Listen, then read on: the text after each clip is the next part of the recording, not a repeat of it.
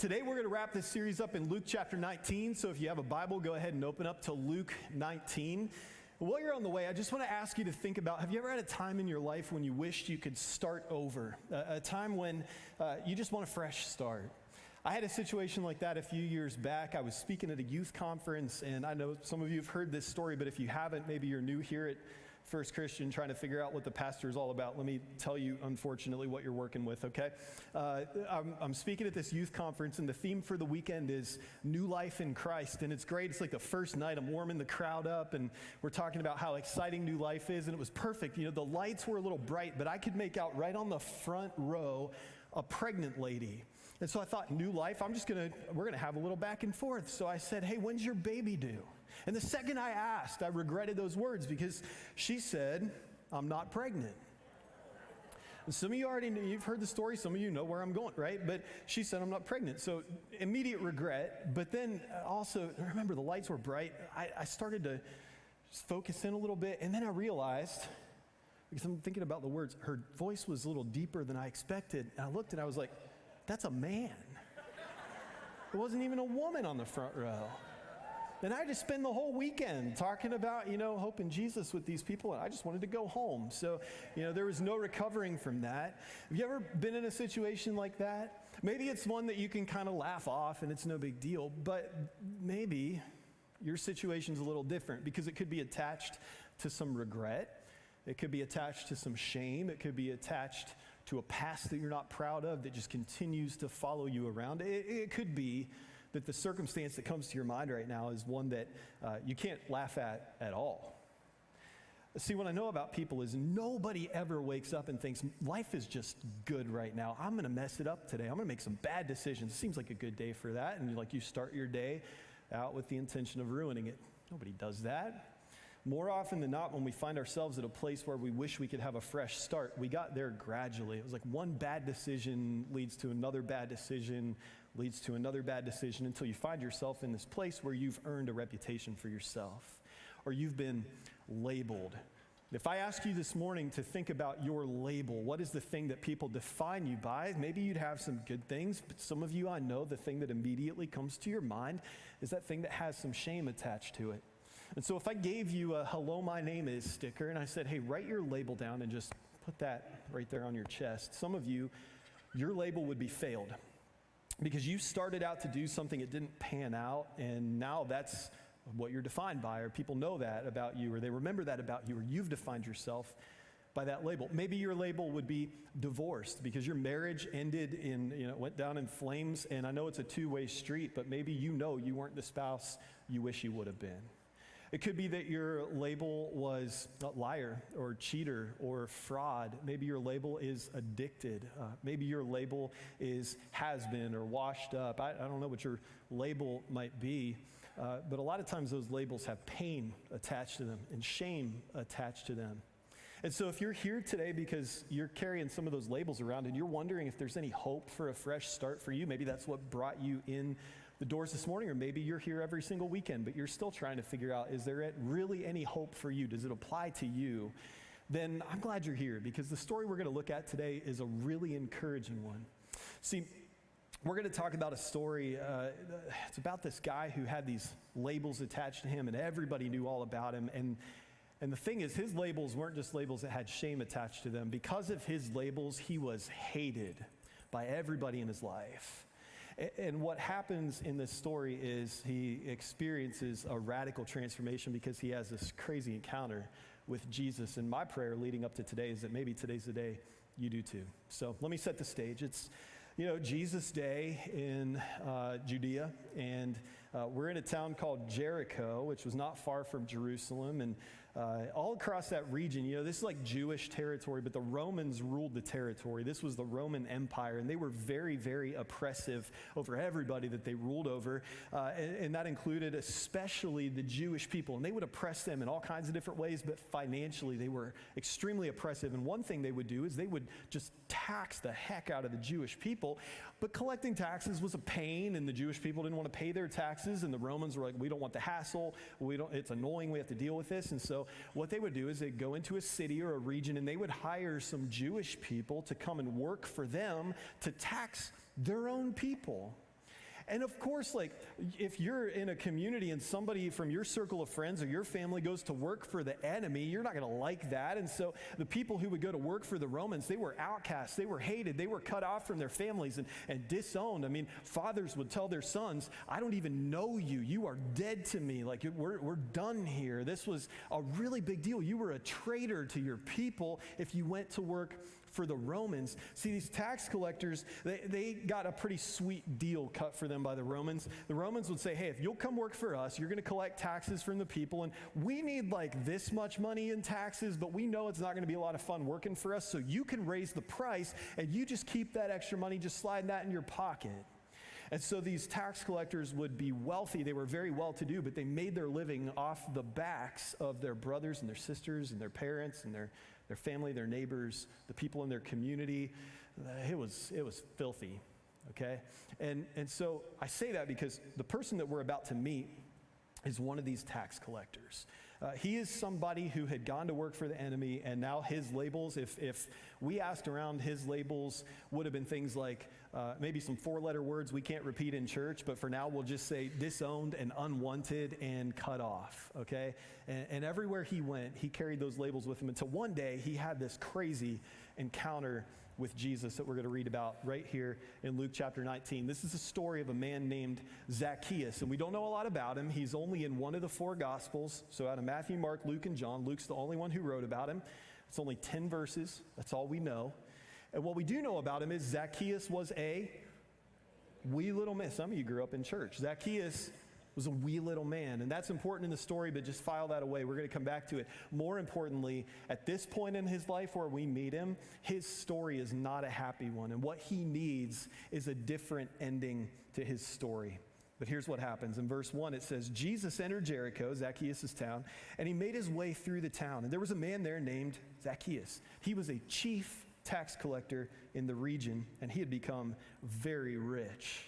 He's not a down and outer, he's more like an up and outer. And not only is he a tax collector, but apparently he's really good at it because the Romans actually put him in charge of the region. He's not just a tax collector, he's a chief tax collector. Now he's making money off the people that he's taxing, but he's making money off the people who are taxing the people. So he's loaded, guys, loaded. Very, very successful by some worldly standards, definitely by Roman standards. He's got position and power and influence and all the money he could ever want, all the stuff he could ever want. But what we're about to find out is there's something missing in his life that maybe he couldn't quite put his finger on, but he knew it was there.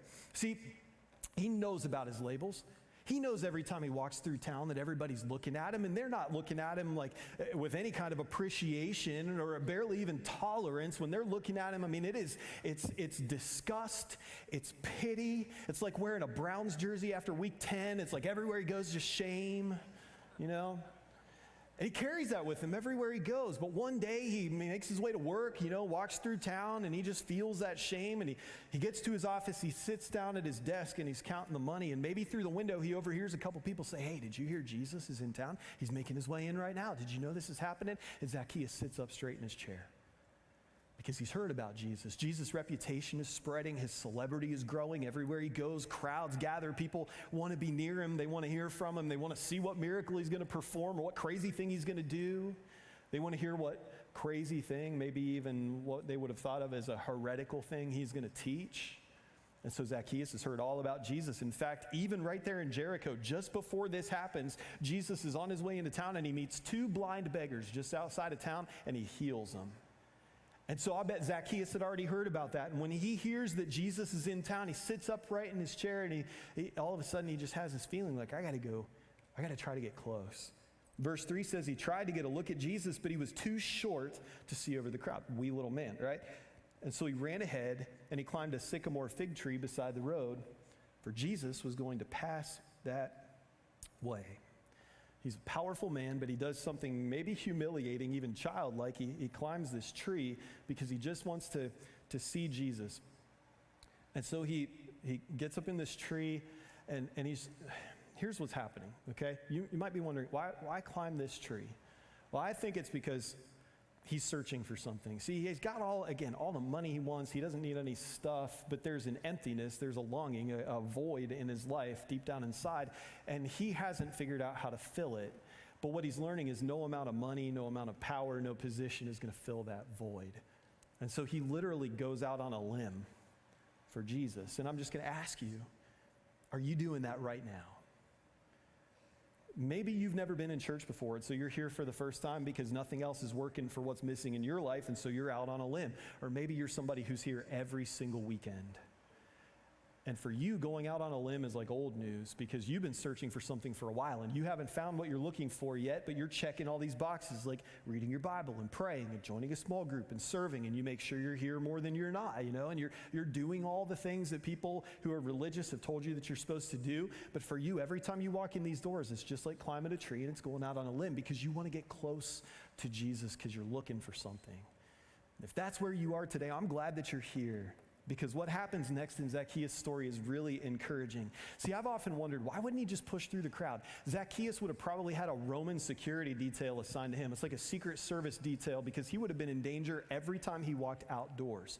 So why wouldn't he have just walked up to the crowd and said, hey guys, move these people? And the Roman guards would have just pushed people aside. And Zacchaeus could have walked right to the front row. He could have been face to face with Jesus just like that. Why wouldn't he do that?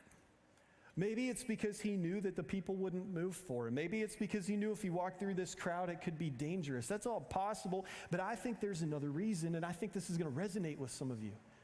See, I think what Zacchaeus wanted to do is he wanted to get close enough to see Jesus, but not to be seen. I think he wanted to fly under the radar, and I think it's because he knew exactly who he was. And his fear might be, what happens if Jesus knows who I am? And I find myself face to face with him, and I've got to own up to this. See, I think he climbs this tree because he's trying to get close, but not too close. And maybe that's where some of you are. Maybe you're trying to get close, but you're trying to keep Jesus at arm's length because if he gets much closer, you might have to change some things in your life. You might have to live a different way. You might have to think differently. You might have to treat people differently. You might have to apologize to some people. You might have to start using your time and your resources differently. What if Jesus wants me to volunteer? You might have to give some things up, and so you want to get close because you're searching for something, but not too close that it might cost you something. That's where Zacchaeus was. He wants to be close enough to find out, but not too close to commit, so he climbs a tree. Well, verse 5 says, when Jesus came by, he looked up at Zacchaeus and called him by name, and Zacchaeus said, oh, crap. Jesus says, Zacchaeus, come down here. I must be a guest in your house today. How many, think about this, in this crowd that gathers around, how many of those people do you think wish Jesus said that to them? I mean, this is like college girls at a Taylor Swift concert, okay? It's like the crowd gathers around Jesus, and any one of them is like, Jesus, come to my house. Come on over. Let's have coffee. I'll make dinner. Come hang out with me. Anybody in this crowd, man, woman, child, they all wanted Jesus to pick them, and Jesus just walks right by them, and he sees Zacchaeus up in this tree who's trying to not be seen, and he goes, hey, you, Zacchaeus, come down here. And you know what's crazy? This is the craziest part of the story. Jesus doesn't just say, hey, what are you doing up there? He calls him by name. And I think this is huge because let me tell you something. Maybe some people know some things about you, and maybe you've got some labels that define you, or even it may even just be things that you define yourself by. And yeah, that's one thing. But beyond that, the Bible makes it very clear that you have an enemy. See, Satan, he wants to steal, kill, and destroy your soul. And one of the most effective methods he has, a battle tactic that he has to do that, is he will be in your ear, constantly whispering your failure to you. And whatever that label is, that thing that defines you, he'll just over and over, hey, remember that? Remember when you did that? Remember that relationship that you messed up? Remember that mistake you made? Remember that time you? And he'll just whisper that stuff to you until it just becomes how you think of yourself. He knows your name, but he won't call you by that. He'll call you by your past and your mistakes and your regrets and your failures.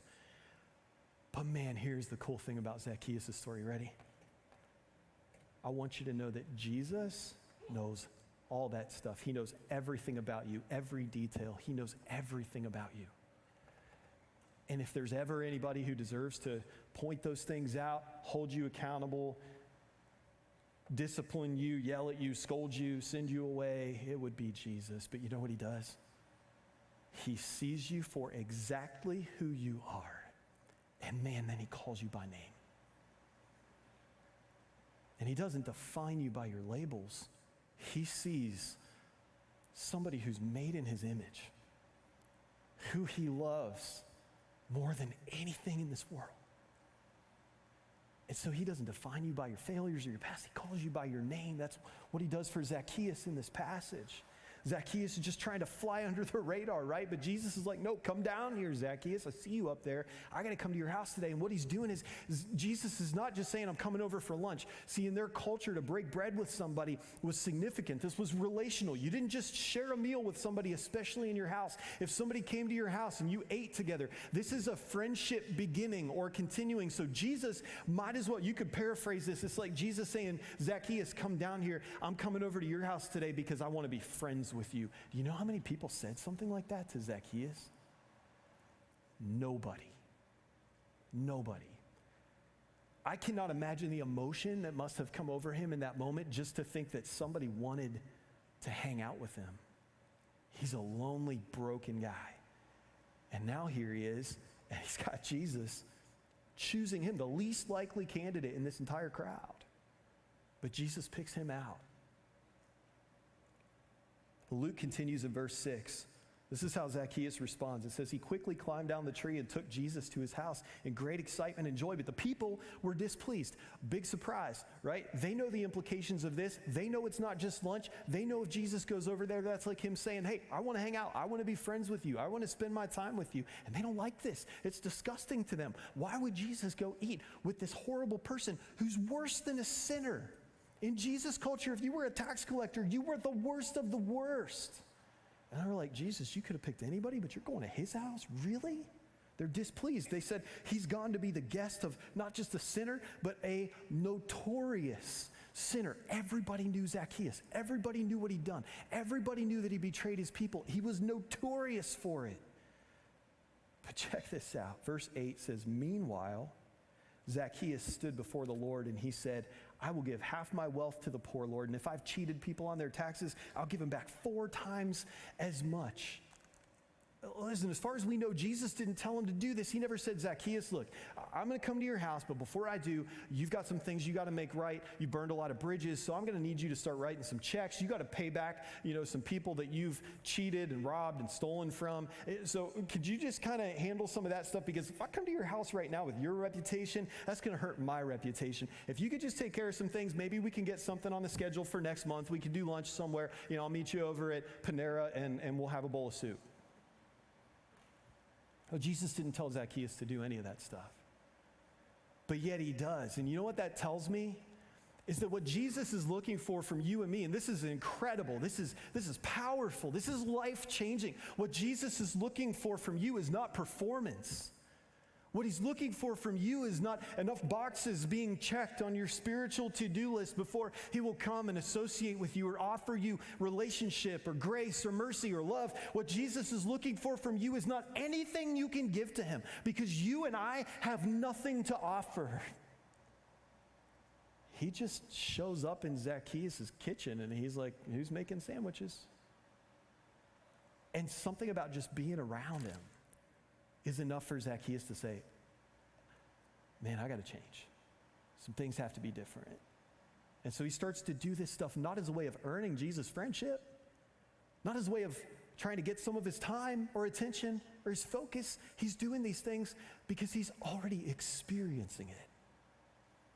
And so I want to tell you today that if you are performing for Jesus, you can stop, because he's not looking for that.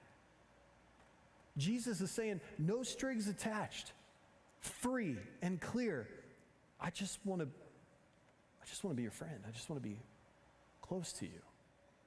And then, man, when you get in proximity to him, that's when things start to change in your life. That's exactly what happens for Zacchaeus. In fact, in verse 9, Jesus tells us what went on a spiritual level. It says, Jesus responded, salvation has come to this house today, for this man has shown himself to be a true son of Abraham. Do you know how scandalous that would have been? What's a son of Abraham? That's God's people. Well, those are exactly the people who cut Zacchaeus off. They were like, you betrayed all of us. You can't be a son of Abraham. Get out of here. You're out of the family. And Jesus, over lunch, one meal is like, no, he proved it.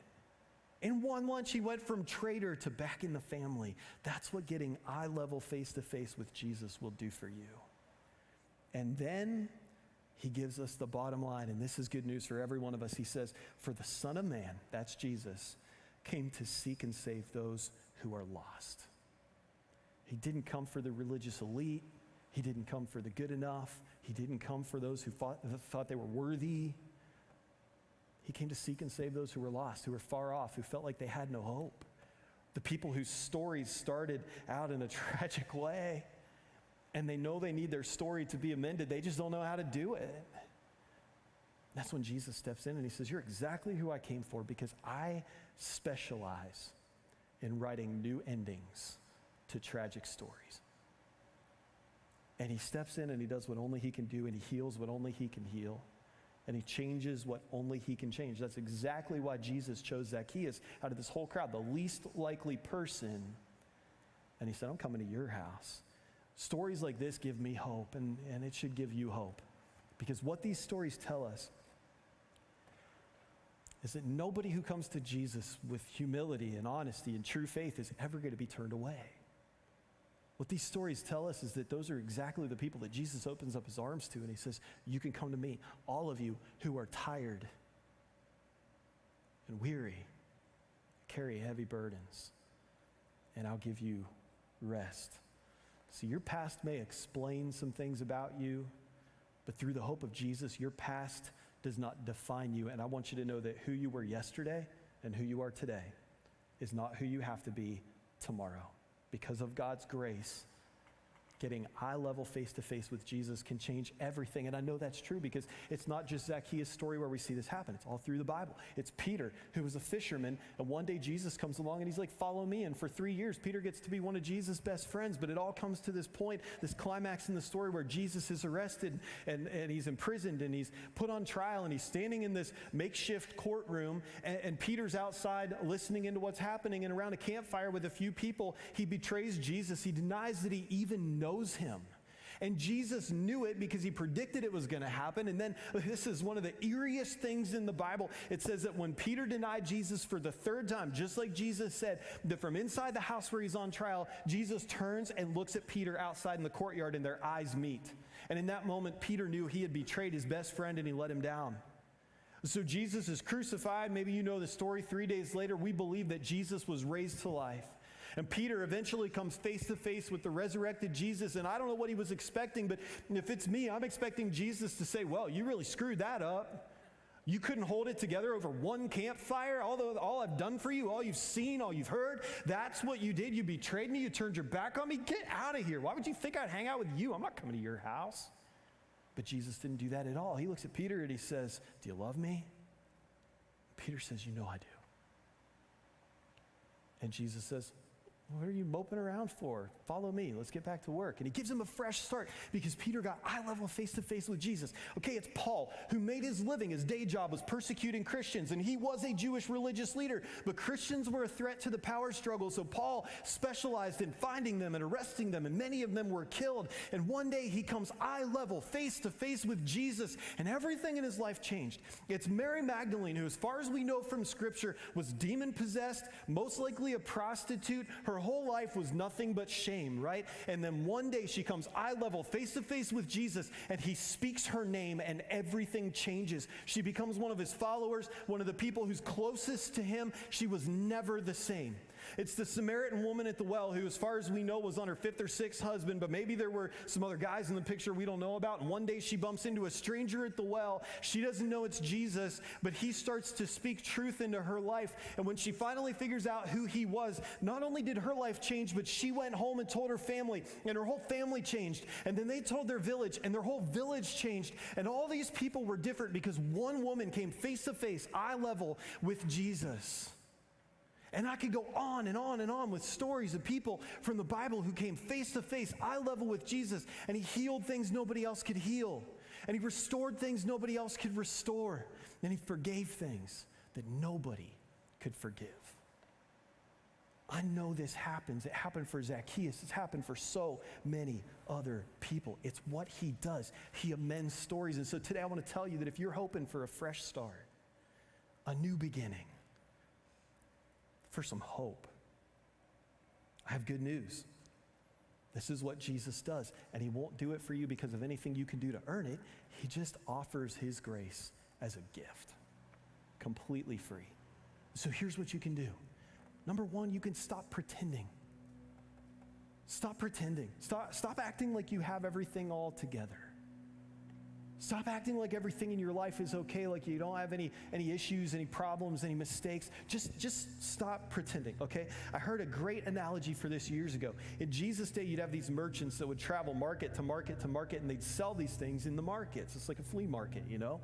And so as they're traveling, they'd store all their stuff on these carts or these wagons. Well, the roads were a little bumpy, and so oftentimes some of their stuff would get broken.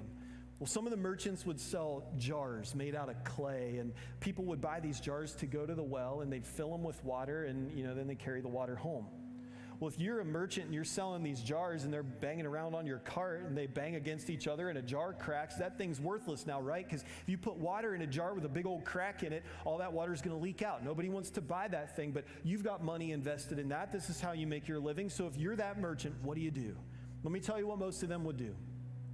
They would take a candle and they'd melt some wax down and they'd pour the wax into the crack in the jar and they would smooth the crack over and then they'd paint over top of it so that when that jar is sitting on the shelf in a market and you're shopping, you would look at that jar and you'd think, okay, this is it's a good piece of merchandise. You think you're buying something whole until you get it home and you use it a few times and you find out that wax is going to break out of there and that jar is going to start to leak. So if you're a smart shopper in Jesus' day, you'd go to the market and you would ask the merchant, hey, is that jar, I think I like that one, I want to buy that one, but is it without wax? Actually, in the original language, what you would say is that sine cere? And that's where we get our word sincere. Now, I tell you that because some of you, you're smooth, you've become so good, and I have become so good at smoothing the wax over the cracks in our life just right.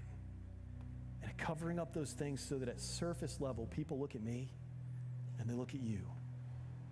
And they don't see those things because we don't want them to see those things, but man, just below the surface, there are things that are broken.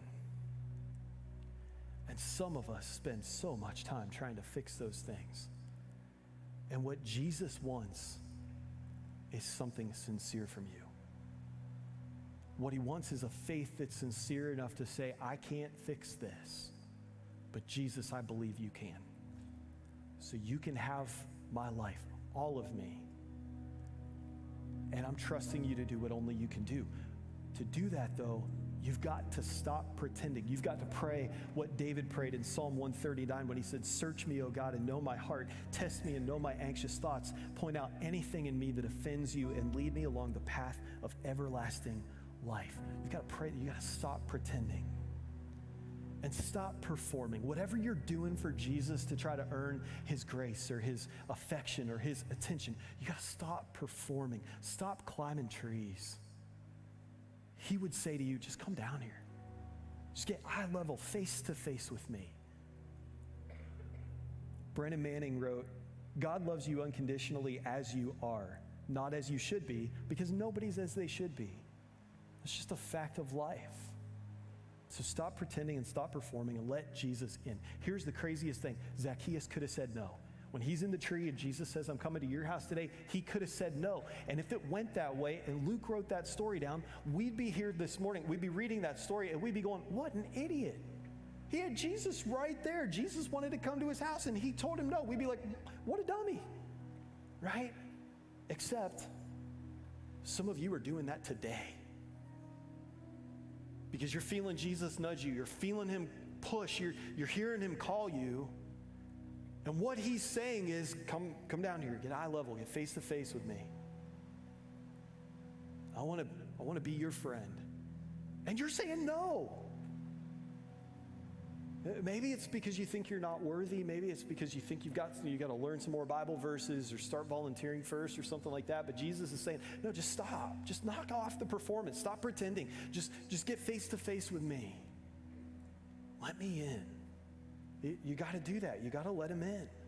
Zacchaeus did. He could have turned him away, but he let him in. And in one lunch, he experienced an incredible transformation. And that's what Jesus wants to do for you. That's what he has done for so many of us. And so I'm just asking you today, if you're searching for something, if you're out on a limb, if you're pretending or performing, would you stop and would you say yes to Jesus?